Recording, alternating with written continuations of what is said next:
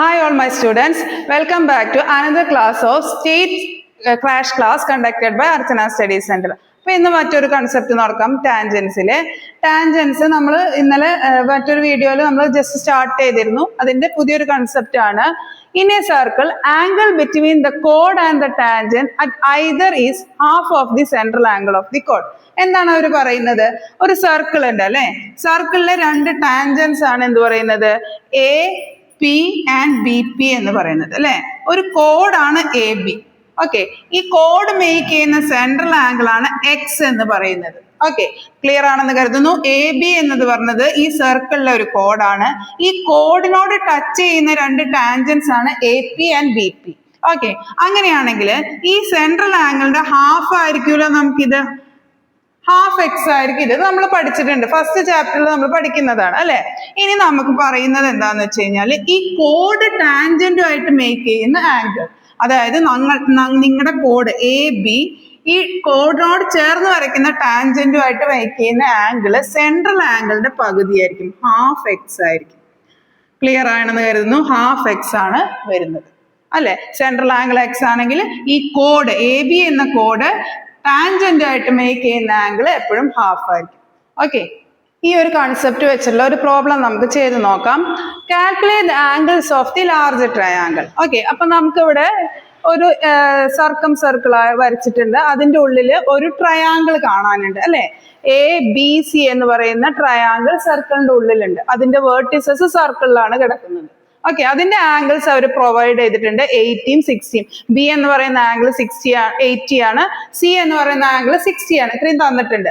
ബാക്കി നിങ്ങളോട് ചോദിച്ചിരിക്കുന്ന ലാർജ് ട്രയാങ്കിൾ ആയ പി ക്യു ആറിന്റെ ആംഗിൾസ് ആണ് കണ്ടുപിടിക്കാൻ പറഞ്ഞിരിക്കുന്നത്. നമുക്കറിയാം ഈ എ എന്ന് പറയുന്ന ഒരു ടാൻജന്റ്, പി ആർ എന്ന് പറയുന്ന ഒരു ടാൻജന്റ് ആണ്, ആർ ക്യു എന്ന് പറയുന്ന ടാൻജന്റ് ആണ്. സി എന്ന പോയിന്റിൽ സർക്കിളിൽ ടച്ച് ചെയ്യുന്നുണ്ട്. പി ക്യു എന്ന് പറയുന്നത് ഒരു ടാൻജന്റ് ആണ്. കാര്യം ബി എന്ന പോയിന്റിൽ സർക്കിളിൽ ടച്ച് ചെയ്യുന്നുണ്ട്. അപ്പൊ ഇതെല്ലാം ടാൻജൻസ് ആണെന്ന് നമുക്കറിയാം.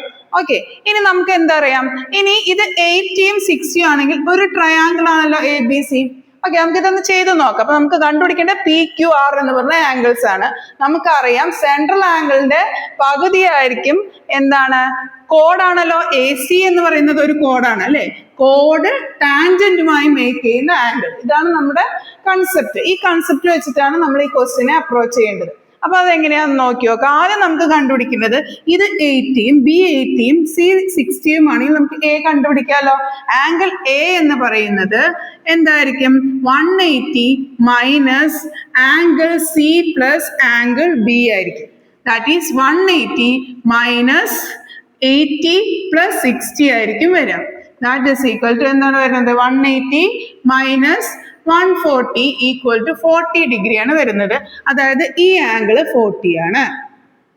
ക്ലിയർ ആണെന്ന് കരുതുന്നു. ഇനി നമ്മൾ യൂസ് ചെയ്യേണ്ട കൺസെപ്റ്റ് ഞാൻ പറഞ്ഞു. ഇങ്ങനെ വന്നു കഴിഞ്ഞു കഴിഞ്ഞാൽ നമ്മൾ യൂസ് ചെയ്യേണ്ടത്, അതായത് നമ്മുടെ സെൻട്രൽ ആംഗിളിന്റെ പകുതിയാണ്, അതായത് ഹാഫ് ആണ് നമുക്ക് കോഡ് ടാൻജന്റുമായിട്ട് മേക്ക് ചെയ്യുന്ന ആംഗിൾ. ഈ ഒരു കൺസെപ്റ്റ് ആണ് ഈ ഒരു പ്രോബ്ലം സോൾവ് ചെയ്യാൻ വേണ്ടി നമ്മൾ യൂസ് ചെയ്യേണ്ടത്.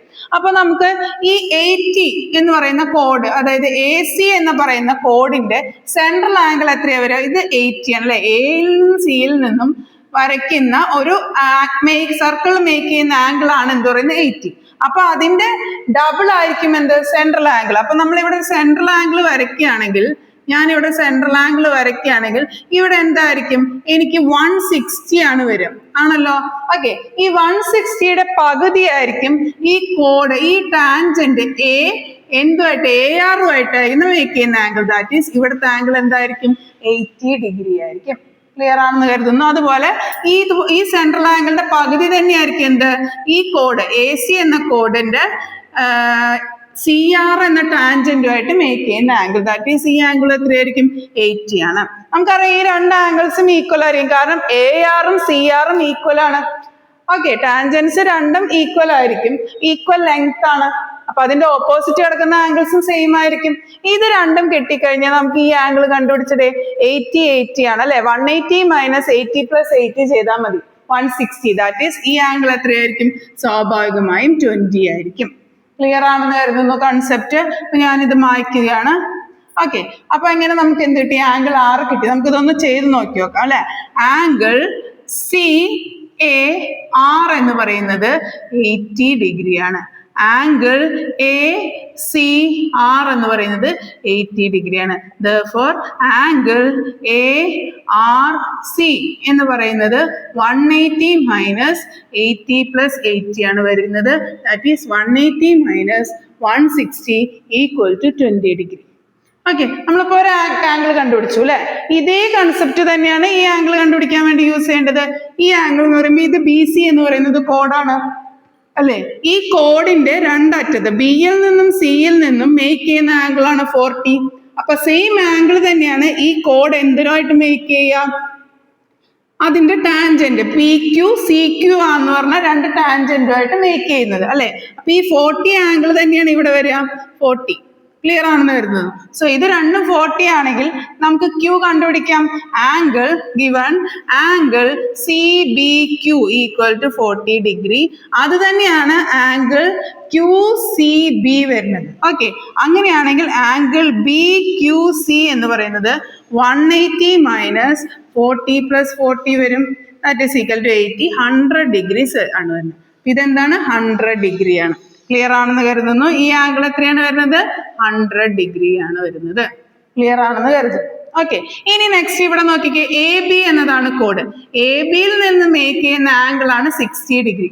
സോ നമുക്ക് ഈ ആംഗിൾ എത്രയാന്ന് പറയാം? 60 ഡിഗ്രി. ഈ ആംഗിൾ എത്രയാണ്? 60 ഡിഗ്രി. അപ്പൊ ഇത് സ്വാഭാവികമായിട്ട് എത്രയായിരിക്കും? 60 ഡിഗ്രി ആയിരിക്കും. സോ അത് എഴുതാം. Angle B A P and angle P B A എന്ന് പറയുന്നത് 60 ഡിഗ്രി ആണ്. Therefore we can write angle BPA is equal to 180 minus 60 plus 60. 180 minus 120 equal to 60 degree വരും. അങ്ങനെയാണ് നമ്മൾ ലാർജ് ട്രയാങ്കിളിന്റെ 3 ആംഗിൾ 60, 100, 20 ഇത് കണ്ടുപിടിക്കുന്നത്. ക്ലിയർ ആണെന്ന് കരുതുന്നു. മറ്റൊരു കൺസെപ്റ്റ് നമുക്ക് നോക്കാം. The radius of a incircle of a triangle is its area divided by half of the perimeter. അപ്പൊ എന്താണ് മക്കളെ പറഞ്ഞിരിക്കുന്നത്? നമുക്ക് ഒരു ട്രയാങ്കിൾ ഇവിടെ കാണാം അല്ലെ. എ ബി സി എന്ന് പറഞ്ഞ ഒരു ട്രയാങ്കിളിന്റെ എ ബി സി എന്ന ട്രയാങ്കിളിന്റെ ഇൻസർക്കിൾ ഉള്ളിൽ കിടക്കുന്ന ഒരു സർക്കിൾ ആണ് ഈ കാണിച്ചിരിക്കുന്നത്. ഈ സർക്കിളിന്റെ റേഡിയസ് നിങ്ങൾക്ക് കണ്ടുപിടിക്കണമെങ്കിൽ അങ്ങനെയാണെങ്കിൽ ഇത് ടാൻജന്റ് ആയിരിക്കുമല്ലോ. ടാൻജൻസ് ആണ് A C A B B C എന്ന് പറയുന്നത് ഈ സർക്കിളിന്റെ ടാൻജൻസ് ആണ്. ഓക്കെ, അങ്ങനെയാണെങ്കിൽ ഈ സർക്കിളിന്റെ ഒരു റേഡിയസ് കണ്ടുപിടിക്കണമെങ്കിൽ നമുക്കൊരു ഫോർമുല എന്താന്ന് വെച്ചാൽ area of A B C, ഈ ട്രയാങ്കിളിന്റെ area divided by half of the perimeter ആണ്. പെരിമീറ്റർ എന്താണ്? A B plus B C plus A C, ചുറ്റുമുള്ള അളവ് അല്ലെ. ഏരിയ എന്ന് പറയുന്നത് എന്താണ്? ഇതിന്റെ എന്താണ്? 1/2 BH അല്ലെ. 1/2 BH ആണ് ഏരിയ വരുന്നത്. ഹാഫ് BH അല്ലെ. 1/2 BH ആണ് ഏരിയ വരുന്നത്. ഇതെന്ത് വരും? ഹാഫ് ഇൻറ്റു പെരിമീറ്റർ എന്താ വരുന്നത്? A B plus B C plus A C വരും, ചുറ്റുമുള്ള അളവ്. ഇത് ചെയ്ത് കഴിഞ്ഞാൽ നിങ്ങൾക്ക് എന്ത് കിട്ടും? റേഡിയസ് ഓഫ് ദി ഇൻസർക്കിൾ കിട്ടും. ഇത് ബേസ് ചെയ്തിട്ടുള്ള ഒരു ക്വസ്റ്റ്യൻ നമുക്ക് നോക്കാം. ക്വസ്റ്റ്യൻ ചെയ്യുമ്പോൾ നിങ്ങൾക്ക് മനസ്സിലാവും. ഓക്കെ, ക്വസ്റ്റ്യൻ നോക്കാം.